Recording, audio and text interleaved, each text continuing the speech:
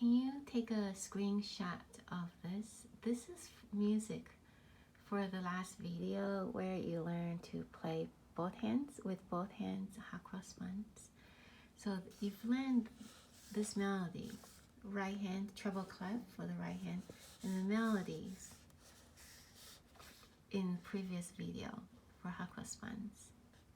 Then in another video we learn how to play C and G with pinky and thumb. Okay. Then what we did in the last video is we put both hands together. When the notes are on top of each other like this, like lined up like that, that means you play them together. You see? This is lined up, so you play them together. You play those three notes together. You play those three notes together. You see this? And same thing here. You do it together. I teach my younger students. Usually I'll color in like this. So then it forces them to know that they have to do these three notes together. So you could take a screenshot of this as well. Okay, so now you see there are many different, so this is a C, right? And this is also a C. So they look different, yes? And some C's are just like an empty circle like that. And they look different, but they are all C's because the only thing we care about is where the circle is. Like the only thing we care about is where this is a D. Where this circle is, it's just touching the line, so it's a D. If the circle touches, like goes over the line, then it's an E. So we only care where the placement of the circle is. So that's a C. Whether I color it in or add a tail to it, if I want to add a tail to it, you see that? That's still a C in this case. If I add a dot to it, that is still a C.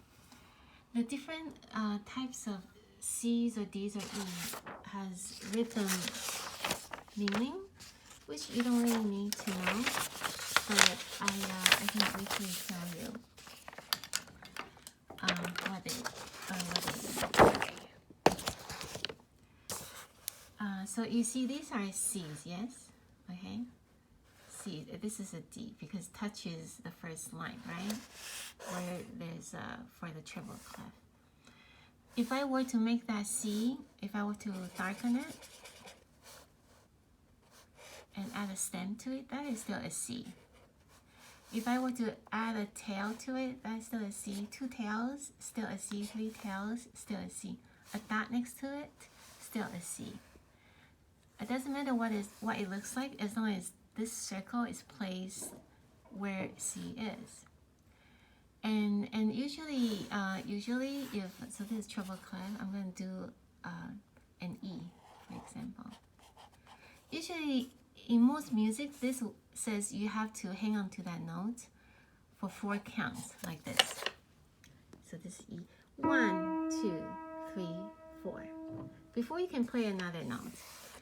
If they do something like this, you know, empty circle E, but they add a stem to it, that is still an E, but it's 2 counts. So you play music like this. 1, 2, before you can move on to another note. And if they do, so this is 4 notes, 4 counts, this becomes 2 counts. If they darken it, and this is a very popular kind of rhythm notation, still an E, but now it gives only 1 count, like this. 1, and then that's it. It only gets 1 beat, 1 count. So then, you know, this means it's a half count and so forth. So we're not going to use this for the next few lessons, but you should know that the only thing we care about right now is the circle. Where is the placement of the circle? Okay, we're going to add a rhythm to the song one day.